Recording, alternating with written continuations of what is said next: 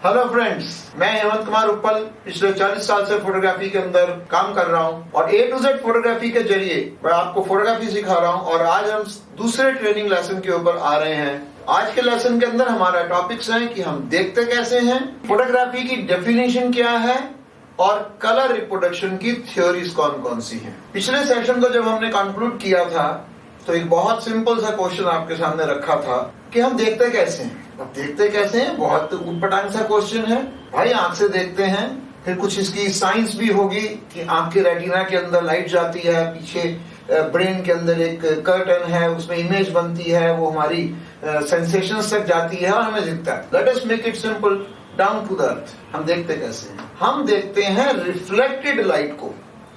जो भी light object के ऊपर पड़ती है, चाहे वो आपकी आर्टिफिशियल लाइट है, चाहे ambient light, natural light, sunlight है, जब वो किसी ऑब्जेक्ट के ऊपर पड़ती है और हमारी आंखों में रिफ्लेक्ट होकर आती है, हम तभी देख पाते हैं। अगला एक पॉइंट आता है कि फोटोग्राफी क्या है। हम कोई भी चीज जब नई, कोई भी सब्जेक्ट, कोई भी टॉपिक हम नया सीखना चाहते हैं तो हम किसी पुरानी ऐसी चीज जिसको हम जानते हैं ऑलरेडी, उससे एसोसिएट कर देते हैं।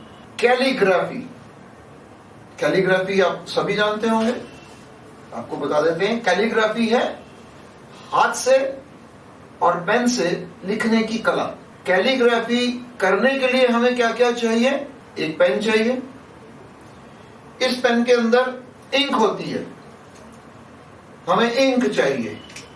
एक पेन, एक इंक और हमें चाहिए एक पेपर जिसके ऊपर हम लिखते हैं। Is it clear to you? अभी कैलीग्राफी की बात करने के बाद में अब हम आते हैं फोटोग्राफी के ऊपर। फोटोग्राफी दो शब्दों से मिलकर बना है ग्रीक भाषा में। ग्रीक भाषा में फोटो को बोलते हैं लाइट और ग्राफी को बोलते हैं लिखना या ड्रॉ करना। फोटोग्राफी, कैलीग्राफी हाथ से लिखने की कला, फोटोग्राफी लाइट के द्वारा लिखने की कला। अब हम ये जान लें कि जब हमने एसोसिएशन किया तो पेन की जगह कौन आया? पेन की जगह आएगा कैमरा। कैमरा। अब पेन के अंदर क्या चीज रखी है हमने? इंक। और किस पर लिख रहे हैं? पेपर पे। तो यहां पर हम किस पे लिख रहे हैं? या तो लाइट सेंसिटिव इमल्शन, जिसको हम पहले फिल्म बोलते थे, या फिर लाइट सेंसिटिव इलेक्ट्रॉनिक सेंसर। और इंक क्या है हमारी? लाइट। लाइट, रिफ्लेक्टेड लाइट, जो ऑब्जेक्ट के ऊपर पड़ती है, एम्बिएंट लाइट, और वापस आती है रिफ्लेक्ट होके, उस लाइट को से हम अपनी फिल्म के ऊपर इमेज बनाते हैं। जब कैमरा की हम बात करते हैं तो कैमरा के मेन दो पार्ट्स हैं। एक तो है ऑप्टिक्स, लेंस, और दूसरा है मैकेनिक्स, कैमरा की बॉडी, उसके अंदर के ऑपरेशंस जितने भी हम करते हैं, उसकी जो टेक्नोलॉजी है। So this is a camera which is made of optics and mechanics.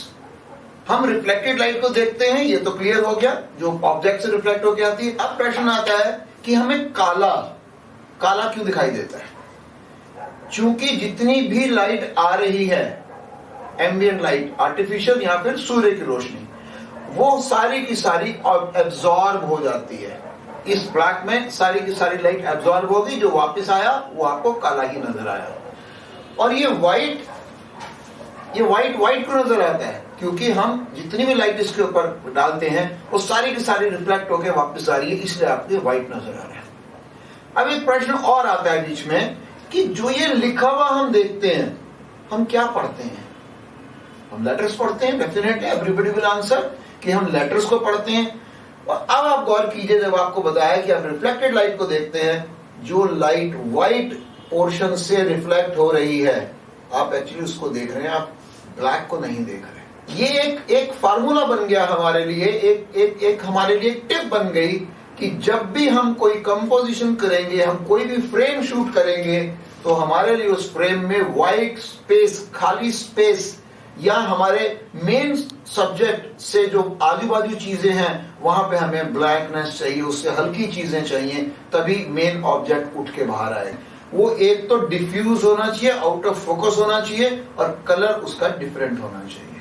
अभी आता है प्रश्न कि हमने काला इसलिए देखा कि सारी लाइट एब्जॉर्ब हो रही है, व्हाइट इसलिए देखा कि सारी की सारी लाइट रिफ्लेक्ट हो रही है। अब आपके मन में एक प्रश्न आ रहा होगा कि हम कलर कैसे देखते हैं। व्हाइट लाइट जब किसी प्रिज्म के थ्रू गुजरती है तो 7 भागों में बट जाती है, जो कि है VIBGYOR, violet, indigo, blue, green, yellow, orange, red. इनकी 3 प्राइमरीज बनती हैं, violet, indigo, blue primary, green, G से ग्रीन, और येलो, ऑरेंज, रेड, ये रेड प्राइमरी।